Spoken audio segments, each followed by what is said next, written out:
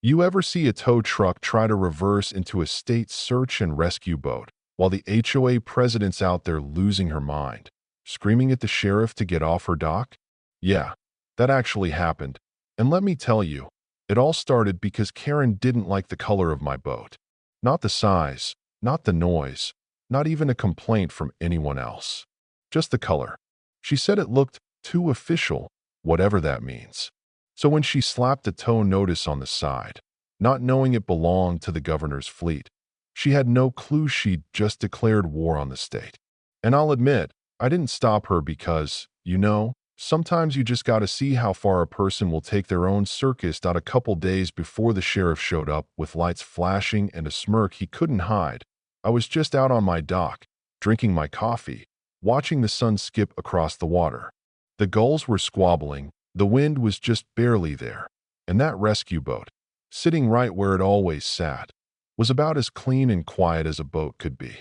I'd owned that slip longer than the HOA had even existed, never made trouble, kept the place tidy, engine silent, no wild parties, just the occasional early morning run when someone flipped a kayak near the jetty.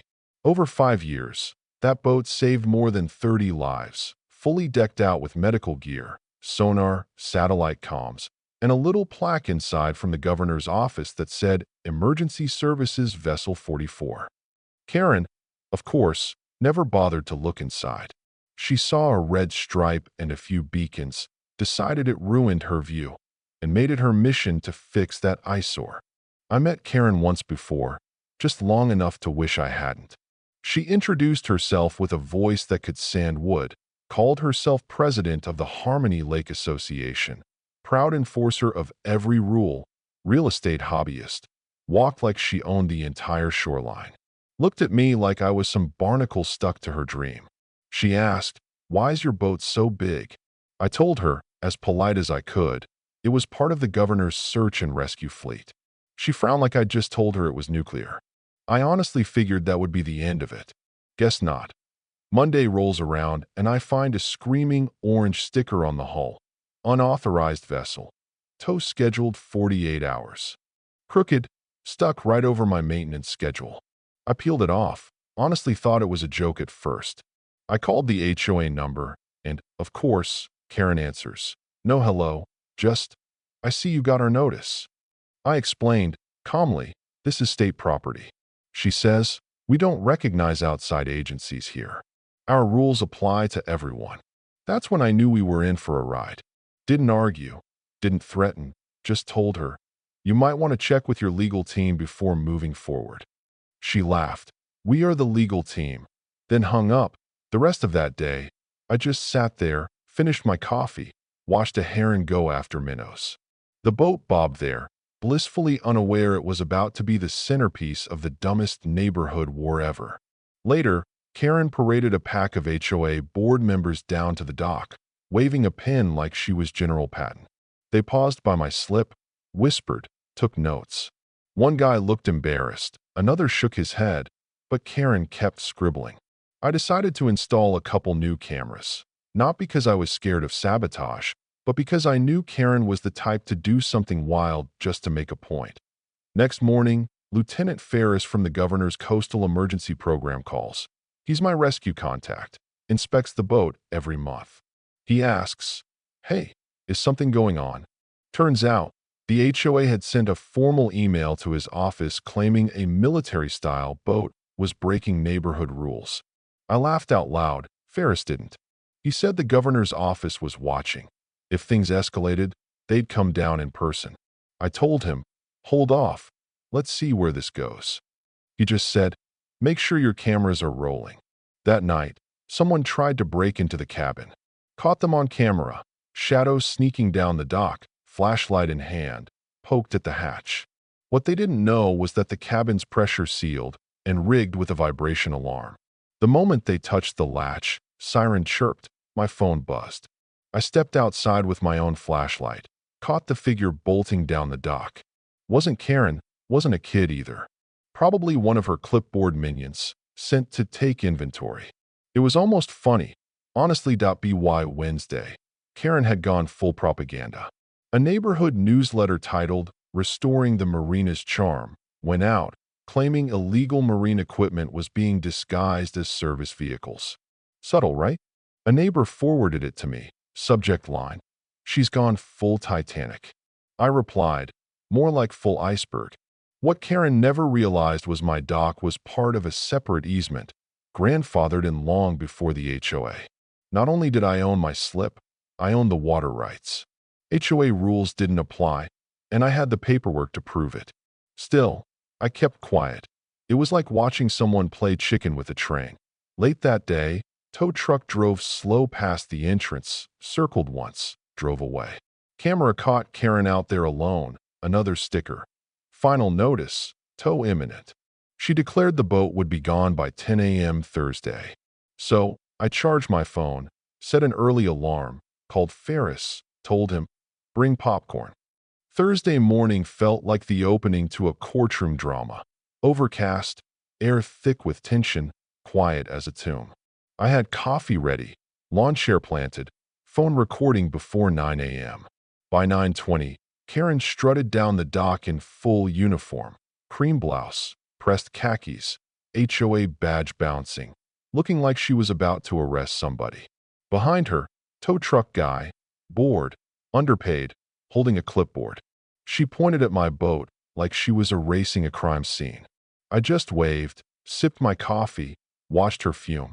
What she didn't know was that Frank, an active duty member of the governor's logistics team, was camped inside the boat, just in case she tried something wild. Frank texted earlier, "She's going to flip when she sees me." Boy, was he right. Tow guy asked Karen if she had the right clearance. She waved him off. "It's just a residential boat," pretending to be official. I had to laugh at that. Walked over, asked if she'd called the number on the hatch. She snapped, "We override city permissions." "Lady, this was state level." Tow guy moved in, clearly nervous. Just as he's about to hook up, the boat door swings open. Out steps Frank, not in rescue gear, just a polo with the governor's crest and an ID that caught the light. Karen jumped like she'd seen a ghost. Frank calmly explained the boat's protected by state law, full maritime statute. Tow guy didn't need to be told twice. He stepped back, said he wasn't touching it, and walked off, muttering, "Not paid enough for this." Karen turned crimson, voice shrill, trying to rally the crowd, but Frank just smiled, told her interfering with government property's a crime. Karen froze. For the first time, someone outside her HOA bubble was calling the shots. She stormed off, muttering about lawyers. Frank grinned. "Think she's got one?" I said, "If she does, he's quitting today."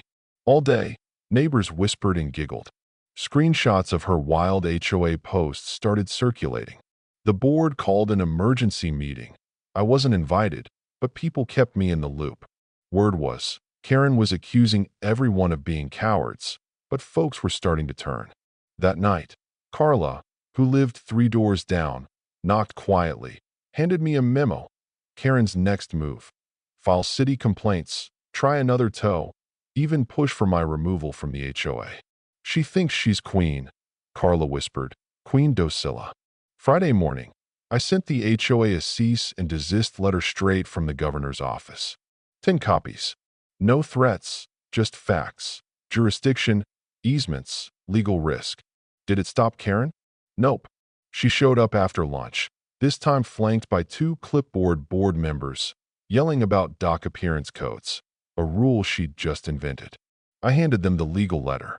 2 of them looked genuinely scared. Karen just tossed hers in my yard. By now, people were filming from balconies. Lieutenant Ferris texted, "Can we escalate?" I replied, "Let's give her more rope." He said, "To hang herself?" I said, "To build the gallows and host a parade." Thing is, Karen had underestimated everybody. Me, the state, the boat, and especially her own neighbors. When you try to tow the one boat that might save your life, you're not just entitled, you're dangerous. The tide was turning. Saturday, she tried one last move, brought a zoning inspector to the dock. He took one look at my paperwork, said, "Ma'am, this isn't our jurisdiction." Karen ignored him, started shouting about military radar interfering with Wi-Fi. Frank laughed from the cabin. The inspector, red-faced, handed back the papers, told her, "We're done here," and left. Karen chased after him, voice drowned out by Frank revving the engine for good measure. By noon, a neighbor named Brent, the quiet drone guy, tipped me off.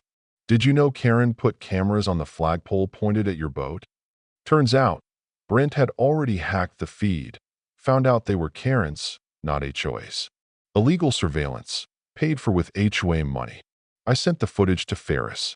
That afternoon, a plainclothes officer showed up, took notes, talked to neighbors. Karen must have seen, because next thing, she's out there yanking down her cameras. But the damage was done. Sunday's emergency HOA meeting was a circus. Karen tried to turn it into a witch hunt, even ran a slideshow about my military boat. Finally, I stood up, quietly laid out the governor's legal documents for everyone to see. The room buzzed. For the first time, Karen was silent. Rick, an old Coast Guard guy, stood you.